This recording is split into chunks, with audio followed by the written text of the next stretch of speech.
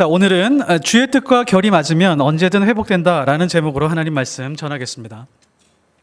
우리가 오늘 말씀을 들으면서 지금 사도행전 말씀을 계속해서 보면서 놓치지 말아야 할 것이 있습니다.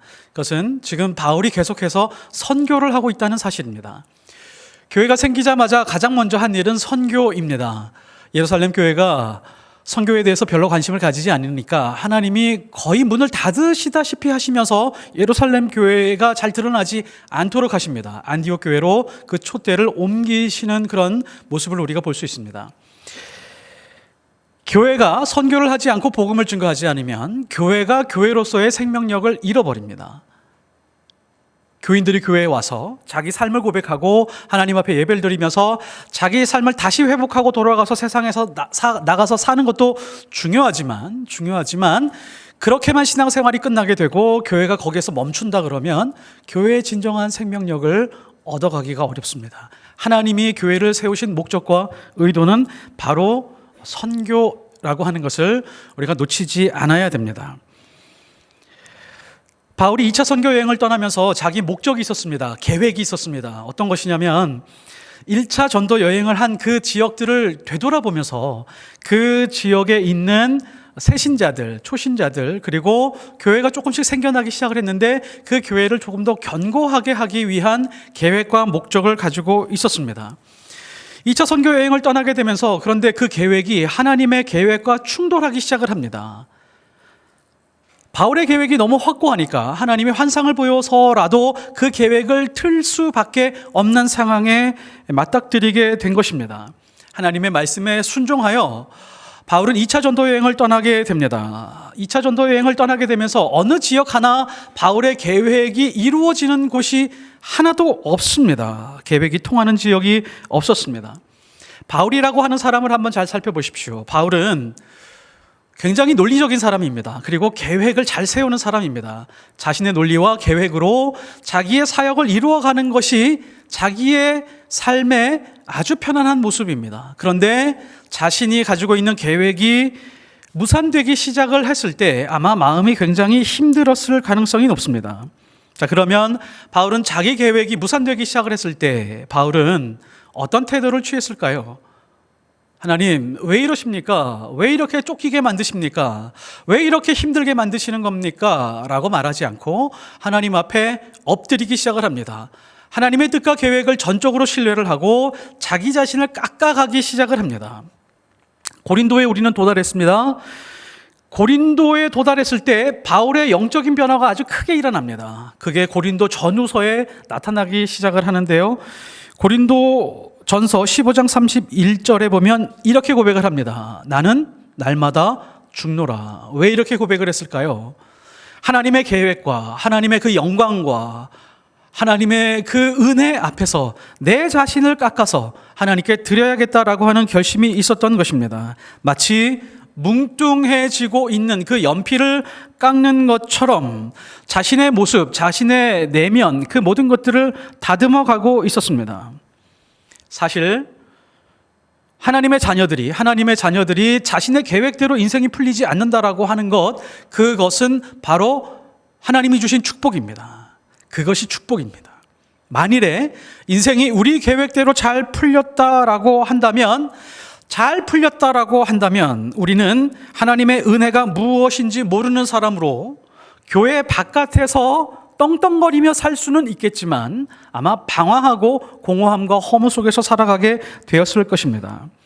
아마도 우리 인생의 계획대로 다 잘 풀렸다라고 하면 지금 이 자리에서 예배 드리는 사람 거의 없습니다. 서로 만나지도 못했을 것입니다.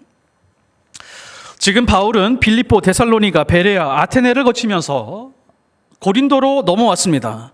모든 지역을 지나오면서 바울은 육체적으로, 정신적으로, 심리적인 피로가 누적되었습니다.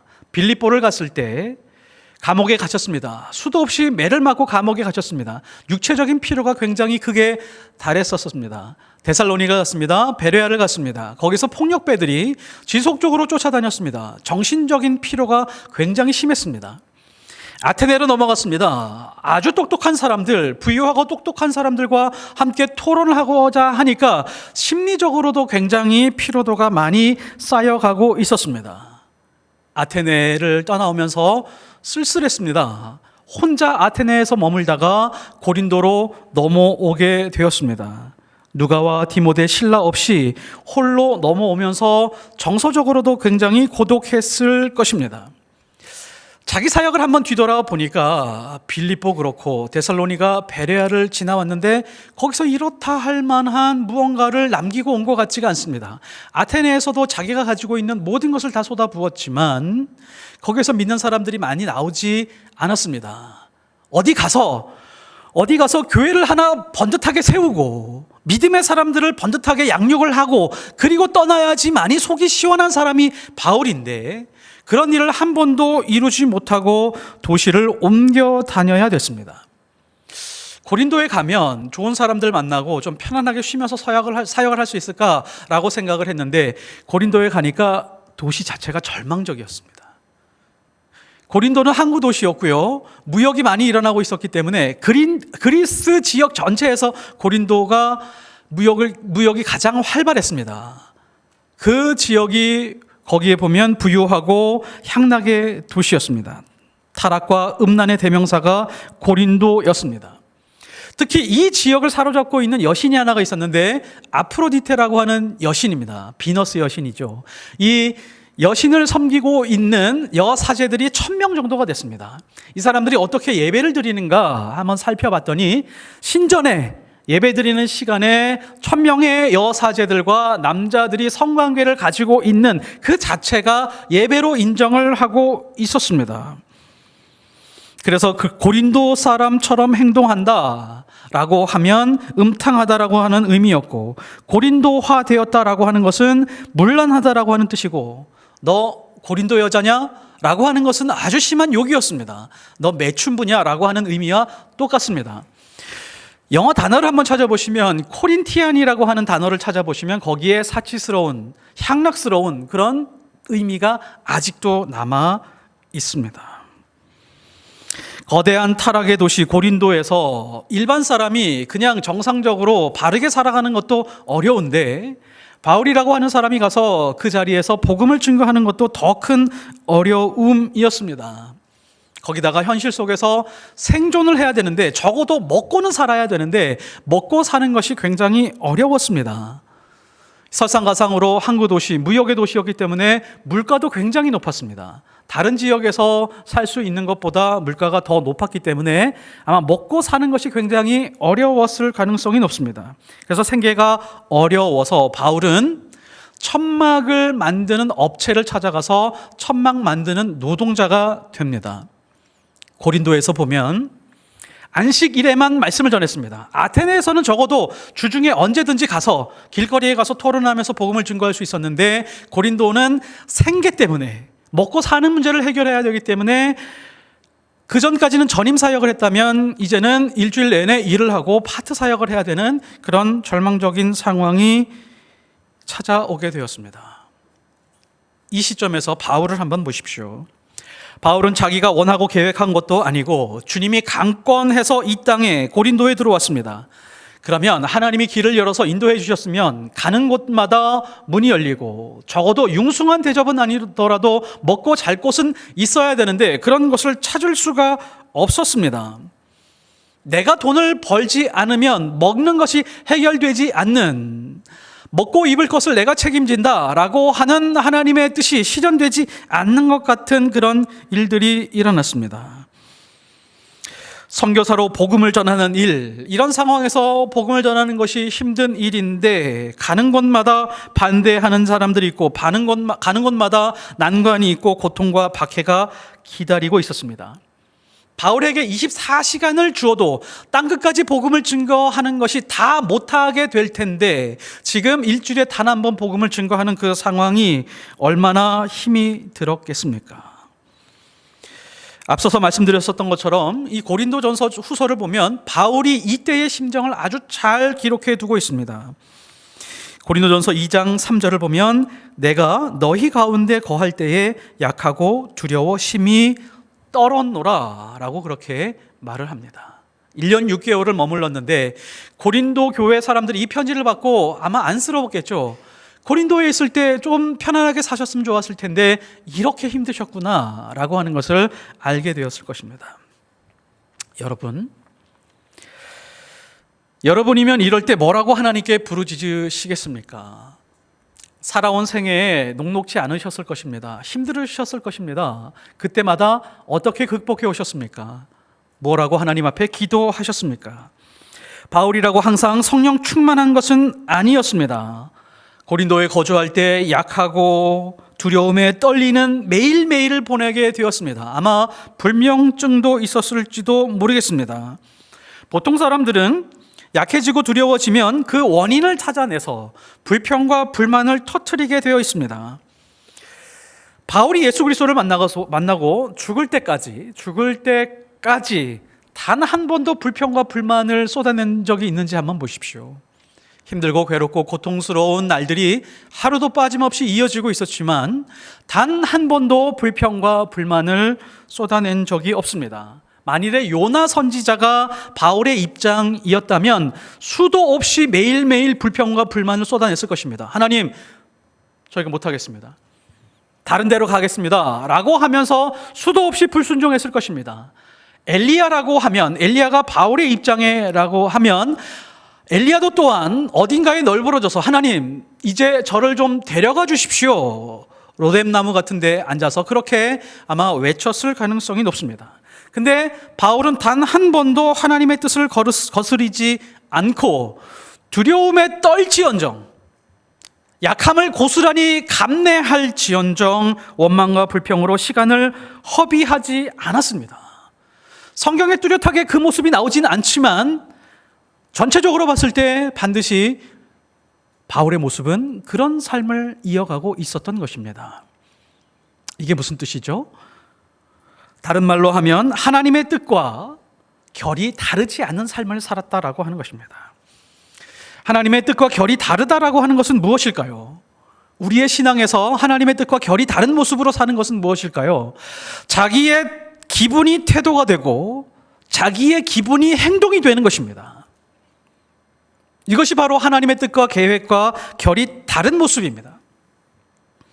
어떤 사람에 대해서 판단을 할 때 하나님께서 서로 사랑하라고 하셨는데 어떤 사람을 판단하게 될 때 자기가 직접 경험하지도 않았으면서 그 사람에 대한 이야기를 듣고 그 사람에 대한 판단하고 미워하고 결정을 내리는 것, 이것도 또한 결이 다른 모습입니다. 그러면 우리의 신앙이 무기력해집니다. 자신의 좋지 않은 기분이 태도가 되는 것을 뭐라고 하죠? 불평과 불만이라고 합니다. 불평과 불만으로 사는 사람은 하나님의 뜻과 결을 같이 할 수가 없습니다. 믿음의 여정을 지나온 사람들은 뒤돌아보면 정말 손 꼽아서 세어보면 하나님의 은혜를 다 경험했습니다.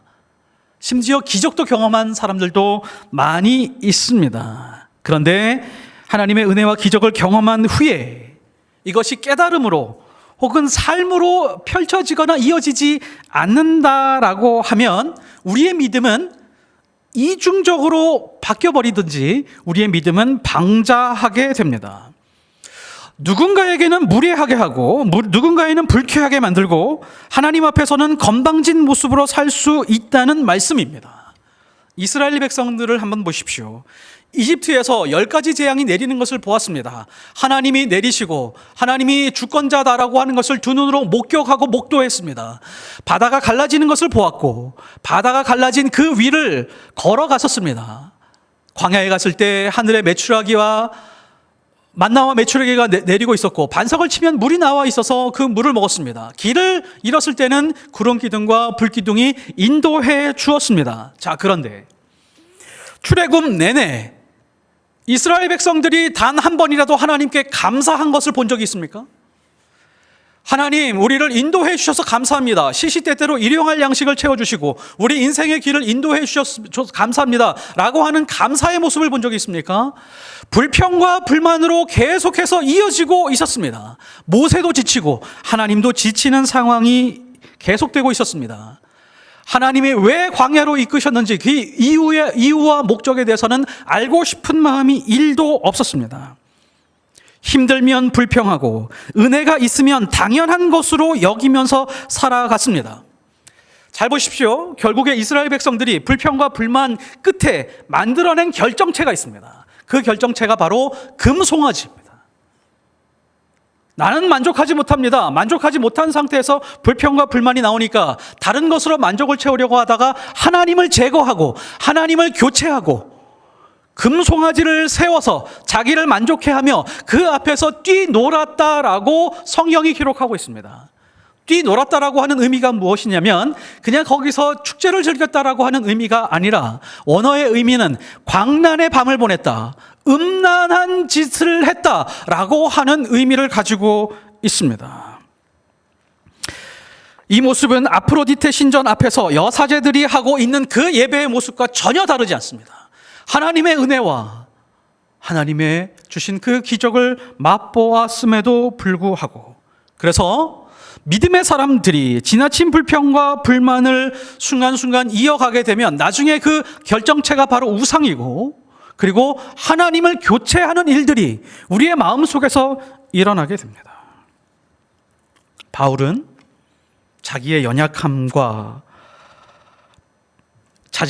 연약함이 불평이 되지 않게 했고, 불평과 두려움을 다른 사람을 공격하는 그 무기로 사용하지 않았습니다. 이스라엘 백성들처럼 열악하고 척박한 환경이었지만 연약한 상태를 받아들이고 두려움에 떨지언정 자기 입술로 불평과 불만을 말하지 않았습니다. 어떻게 했을까요?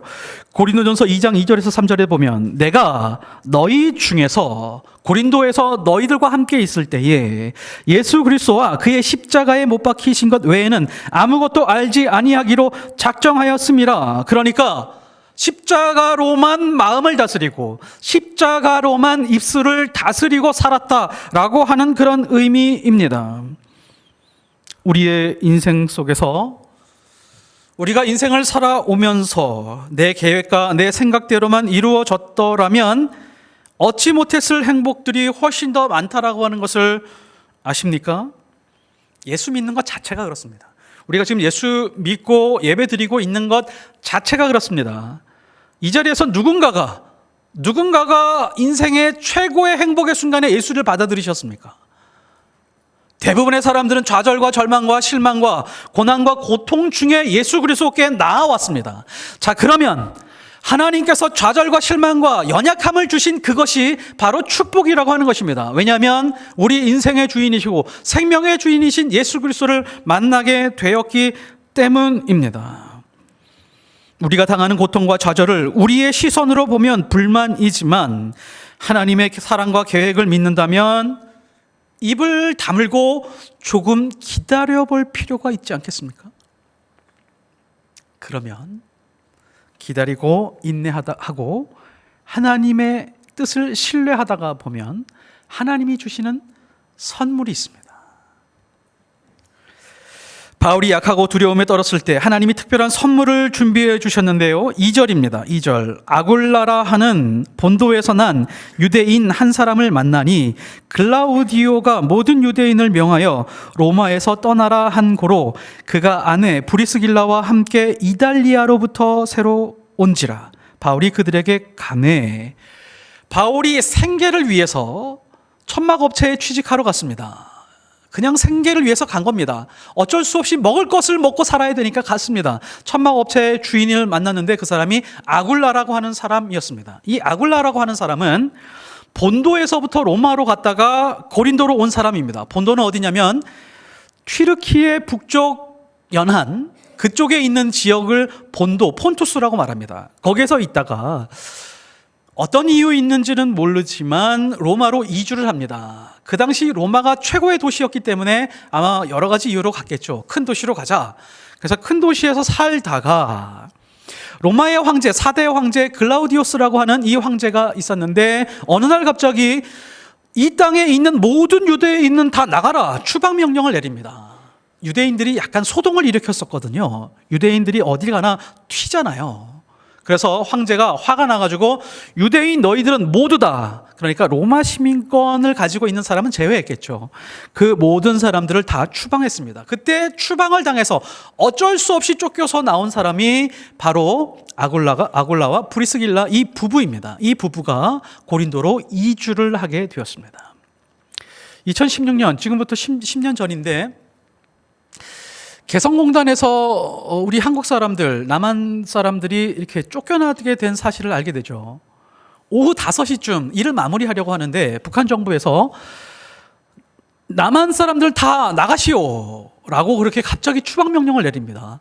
오후 5시쯤이었는데 40분 안에 나가시오, 45분 만에 나가시오 라고 해가지고 거기 있는 모든 사람들이 자기 짐을 챙길 겨를이 없었습니다. 어떤 사람은 자기 신발 하나 챙기고, 어떤 사람은 가방 하나 챙기고, 어떤 사람은 바빠서 자기 소지품 전혀 챙기지 못한 채 추방이 돼서 나왔었습니다. 그거하고 비슷하게 아마 브리스길라와 아굴라도 쫓겨나온 사람들이었을 것입니다. 바울도 그렇고 브리스길라와 아굴라도 그렇고 양쪽 다 선택의 여지가 없이 고린도에서 만나게 된 사람들입니다. 고린도에서 아굴라와 브리스길라 부부를 만난 것은 바울 인생의 일생일대의 큰 전환점이었을 뿐만이 아니라 그 당시에 있는 모든 교회들에게 아주 큰 유익이었습니다.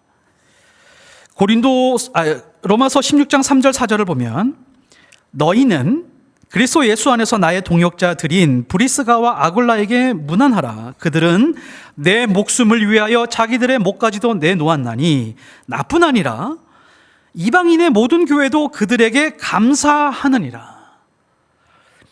바울이 여기저기 다니면서 목숨을 잃을 기회가 있고 목숨이 경각에 달린 그런 상황이 굉장히 많았는데 그때마다 자기 목숨 아깝지 않게 내놓은 이 부부가 바로 이 사람들이었다는 것입니다. 난 이 사람들에게 너무 큰 은혜를 입었다 뿐만 아니라 그 당시에 있었던 이방인 모든 교회들이 있었는데 어느 교회 하나 빠짐없이 아굴라와 브리스길라의 손길이 닿지 않은 곳이 없다. 이 사람들이 그냥 돈을 보내준 것 이 정도가 아니라 얼마나 충분히 도와줬으면 모든 교회들이 브리스길라와 아굴라 부부에게 감사의 표현을 할 수 있을 정도로 이 사람들은 귀하게 쓰임받았다라고 하는 것입니다. 그러니까 바울의 인생의 선물은 아굴라와 브리스길라였다는 것입니다. 바울이 자기 계획대로 원하는 대로 사역을 성공했더라면 아마 아굴라 부부를 만나지 못했을 것입니다. 하나님은 이렇게 일하십니다. 어딘가로부터 쫓겨온 사람들, 연약한 사람들, 무언가 밀려온 사람들, 그 사람들과 만나게 하셔서 하나님은 하나님의 일을 이루어 가십니다. 바울에게 브리스길라, 아굴라가 선물이기도 했지만 브리스길라와 아굴라 부부에게도 바울은 아주 커다란 선물이었습니다. 세상 사람들이 봤을 때 이 두 부부와 바울이 만났다라고 한들 뭐가 그렇게 대단하랴라고 보였을 것입니다. 한 사람은 그냥 몰골이 거지 행색 같은 그런 사람이 바울이었고 로마에서 겨우 쫓겨와서 생계를 유지하기 위해서 업체를 하나 만들어서 천막을 만드는 사람들이었습니다. 이 사람들이 서로 만나고 있는 모습, 세상 사람들이 보기에는 별거는 아니었지만 하나님 보시기에는 섭리였고 계획이었습니다. 하나님의 분명한 계획이었고 선물이었습니다. 다시 이 과정을 복귀해보면 바울은 빌립보에서 감옥에 있다가 쫓겨났습니다. 좀 떠나주십시오 해서 떠났습니다. 그리고 데살로니가로 갔습니다. 폭력교회들에게 쫓겼습니다. 베레아에 갔을 때 또 쫓겼습니다. 아테네에 갔다가 그냥 이럭저럭 있다가 그냥 고린도로 넘어왔습니다. 자기가 정할 수 있는 시간, 장소, 나라가 아무것도 없었습니다. 그리고 고린도에 왔습니다. 브리스길라와 아굴라도 마찬가지로 자기가 태어나서 여기저기 그냥 여기 생계를 위해서 살아왔지만 어쩔 수 없이 쫓겨서 지금 고린도로 왔는데 그 시기, 그 장소에서 하필 바울을 만나게 된 것입니다. 이것이 바로 하나님의 섭리라고 하는 것입니다. 여기에서 우리는 하나님이 일하는 방식에 대해서 깊이 새기고 넘어가야 됩니다.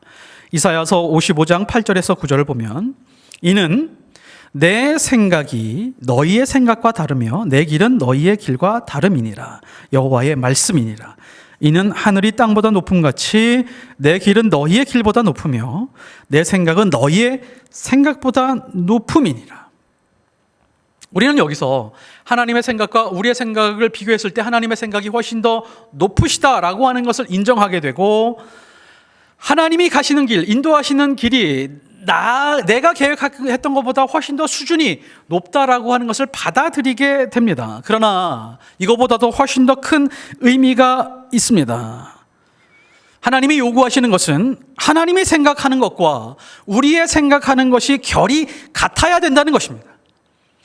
예수님이 가셨던 그 길과 우리 인생의 길의 결이 같아야 된다는 것입니다. 방향이 달라서는 안 된다. 같은 결로 가야 된다라고 하는 것이 중요한 메시지입니다. 그렇게 되면, 결이 같게 되면 약한 것이 약한 것이 아니요, 가난한 것이 가난한 것이 아니며, 아픈 것이 아픈 것이 되지 않는다. 고통이 고통이 되지 않는다라고 하는 뜻입니다. 하나님이 왜 우리를 연약하게 하시고 넘어지게 하셨는지를 헤아려 보십시오. 하나님의 말씀이 그렇게 말씀하고 있습니다. 로마서 11장 11절에서 12절. 그러므로 내가 말하노니 그들이 넘어지기까지 실족하였느냐? 그럴 수 없느니라. 그들이 넘어짐으로 구원이 이방인에게 이르러 이스라엘로 시기 나게 함이니 그들의 넘어짐이 세상의 풍성함이 되며 그들의 실패가 이방인의 풍성함이 되거든 하물며 그들의 풍성함이리요. 하나님은 하나님의 백성들을 선택하시고 자녀를 삼으시고 난 다음에 인을 치셨습니다. 그리고 나서 세상에서 가장 높은 곳에 있게 하실까라고 생각하고 기대를 했었는데 그게 아니라 하나님의 백성들을 넘어지게 만드셨습니다. 무너지게 만드셨습니다. 그리고 세상으로 흩으셨습니다. 왜 그러셨다고요? 세상 사람들의 풍요를 위하여. 세상 사람들, 이방인들의 구원과 이방인들의 풍요를 위해서 내 자식을 지금 실패하게 만드신 겁니다. 내 자식을 죽이고 다른 자식을 살리겠다라고 하는 것이 하나님의 뜻입니다. 자기 자식을 실패하게 만들고 다른 자식을 살려내겠다라고 하는 하나님의 의지, 이것이 하나님의 길입니다. 너는 하나님의 자녀임을 믿느냐? 네, 믿습니다. 하나님. 저는 하나님의 자녀이죠. 하나님의 자녀로 당당하게 살아갈 겁니다 라고 하나님 앞에 그렇게 결심하고 우리는 살아가고 있습니다. 자, 그러면 내가 하고자 하는 계획과 모든 일들에 대해서 신뢰할 수 있느냐? 너에게 준 연약함, 너에게 준 실패, 너에게 준 큰 질병, 너에게 준 그 좌절, 그것을 내가 준 것이라고 하는 것을 믿느냐? 네, 하나님, 믿기는 하겠지만 제가 그것을 다 받아들이기는 좀 어려울 것 같습니다. 하나님, 왜 저에게 이런 것을 주십니까? 라고 그렇게 말씀드리고 싶습니다. 내가 너의 연약함을 통하여 누군가를 좀 살려내야겠다. 내가 너의 실패를 통하여 누군가를 좀 생명의 길로 오게 만들어야겠다. 내가 너의 질병을 통하여 누군가를 좀 위로하고 격려해야겠다. 순종하고 따라올 수 있겠느냐? 여기에 아멘할 수 있다면 우리는 예수님이 가신 그 길과 우리 인생의 길의 결이 같다라고 말할 수 있습니다. 너의 연약함을 기뻐하는 것, 이것이 바로 내 아들 예수가 간 길이다. 고린도전서 8장 9절. 우리 주 예수 그리스도의 은혜를 너희가 알거니와 부요하신 이로써 너희를 위하여 가난하게 되심은 그의 가난함으로 말미암아 너희를 부요하게 하려 하심이라. 하나님은, 예수님은 뭐가 부족하거나 누군가의 도움이 필요하신 분이 아닙니다. 하나님은 창조주이시고 예수님은 모든 존재하는 것들의 주인이십니다. 그런데 그분이 자신을 의도적으로 가난하게 만드셨습니다. 왜요? 하나님의 자녀들, 죽어가는 사람들을 부요하게 하고 그들의 생명을 살려내게 하기 위한 하나님의 뜻과 의지와 사랑이었습니다. 가만히 보면 고린도에서 있는 바울의 모습도 하나님의 뜻과 계획과 그 결이 같습니다. 바울은 자신이 부요해지기 위해서 약해지고 자신이 부유해지기 위해서 두려움을 견뎌내는 그런 신앙이 아니었습니다. 오히려 어려움에 처한 자들을 구원하기 위한 것이었고, 방황하는 인생들에게 인생의 진리와 길을 알려주기 위해서 자기 있는 그 두려움을 감내하면서 두렵고 떨지언정 자기 입술에서 불만과 불평을 내세우지 않았습니다. 고린도전서 9장 22절에서 23절. 우리 다 같이 한번 읽어보겠습니다. 자, 시작. 약한 자들에게 내가 약한 자와 같이 된 것은 약한 자들을 얻고자 함이요, 내가 여러 사람에게 여러 모습이 된 것은 아무쪼록 몇 사람이라도 구원하고자 함이니, 내가 복음을 위하여 내 모든 것을 행함은 복음에 참여하고자 함이라. 바울이 자기 일생을 전체적으로 살아오면서 결정적으로 고린도에 와서 자기가 연약하고 괴롭고 고통 속에서 두려움에 떨면서 이제 아주 큰 전환점을 맞이합니다. 어떤 거냐면 적극적으로 약한 자의 모습으로 살아가게 됩니다. 약한 모습을 적극적으로 취하게 됩니다. 적극적으로 가난한 방법을 사용하기 시작을 합니다. 그래야만 약하고 가난한 자를 찾아가서 하나님의 은혜와 긍휼을 보여주고 알려줄 수 있기 때문에 그렇습니다. 하나님의 사람들이, 예수 그리스도를 믿는 사람들이 세상 높은 곳에 올라가서 성공하고 이렇다 할 만하게 부유하며 크게 형통하게 살아가게 된다면, 연약하고 괴롭고 가난한 쪽에 살아가는 사람들과 만나기가 어렵습니다. 강하고 성공한 인생만으로는 만날 수 없는 사람이 너무 많기 때문에 바울은 적극적으로 연약해지고 적극적으로 가난해지며 적극적으로 바보 취급당하는 것에 대해서 기뻐하고 있었습니다. 이것이 무엇인 줄 아십니까? 그리스도인이 가지고 있는 자존감입니다. 세상이 말하고 있는 자존감과 그리스도인이 가지고 취하는 그 자존감이 결정적인 차이가 바로 여기에 있습니다. 그래서 예수님의 길과 결이 같았었던 것입니다. 잘 보십시오. 예수님은 다른 사람이 회복될 때까지 자기 자신이 회복되지 않는 분입니다. 예수님은 다른 사람의 생명이 회복되기까지 자신의 생명만으로 만족하지 못하시는 분입니다. 그래서 십자가를 지신 겁니다. 이것이 예수님이 가지고 있는 생각이었고 하나님이 가지고 있는 생각이었으며 하나님의 사랑이었고, 그리고 우리를 통하여 그 길을 따라오라고 말씀하고 계신 것입니다. 지금 오늘 말씀 안에서 바울이 회복하는 모습이 보입니다. 회복하는 모습을 캐치하셨습니까? 바울이 갑자기 회복을 하게 되는데, 충분히 회복한 것은 아니지만 갑자기 많은 부분을 회복하게 됩니다. 왜 회복을 하게 되었냐면, 지금 디모데가 혹은 실라가 마게도니아 지하방에서 다니다가 돌아오고 난 다음에 보고를 들은 다음에 갑자기 회복하게 됩니다. 5절을 한번 보시면, 실라와 디모데가 마게도니아로부터 내려오매 바울이 하나님의 말씀에 붙잡혀 유대인들에게 예수는 그리스도라 밝히 증언하기 시작하니 라고 말합니다. 바울이 힘을 얻기 시작을 했습니다. 왜 힘을 얻었죠?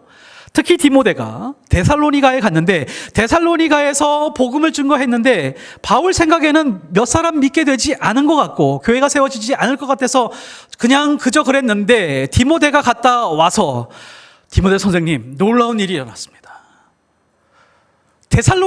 데살로니가에서 사람들이 모여서 예배하고 말씀을 붙들고 하나님 앞에 예배하기 시작을 했습니다. 어떤 사람들은 예수 그리스도의 길을 따라가겠노라고 그렇게 결심하는 사람들이 생겨나기 시작을 했습니다. 그래서 데살로니가 전후서를 보내게 됩니다. 그 소식을 들었었기 때문에. 바울이 언제 회복을 했죠?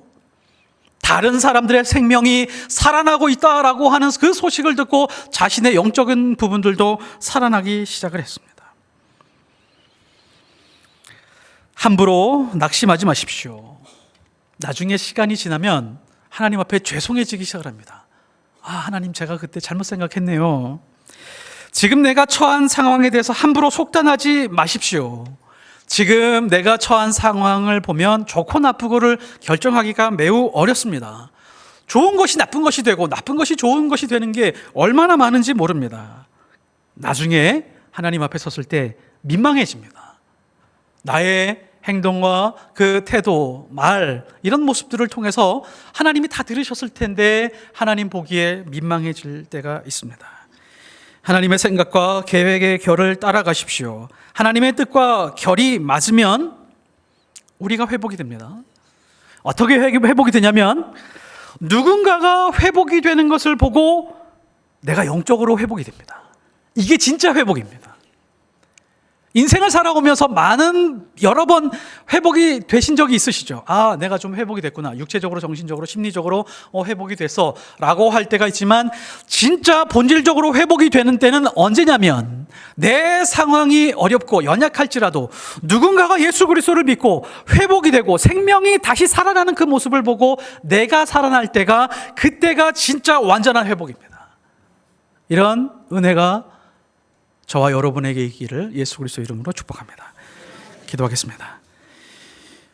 하나님 아버지, 인생을 살아가면서 우리 앞에 부닥친 문제들로 인하여 얼마나 많이 우리는 오해하고 잘못된 길로 가며 불평과 불만과 원망 속에서 살아가는지 모릅니다.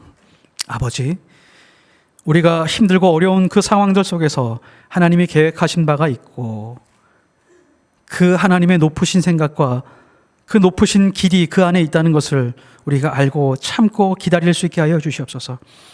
그래서 하나님의 생각과 예수님의 그 길과 우리 인생의 길의 결이 같게 하여 주셔서 우리가 바울처럼 적극적으로 연약하며 적극적으로 가난하며 바보 취급당해도 그것으로 기뻐하며 하나님의 뜻 안에 들어와 있구나라고 하는 것을 알고 깨달을 수 있는 영적인 근육을 허락하여 주옵소서.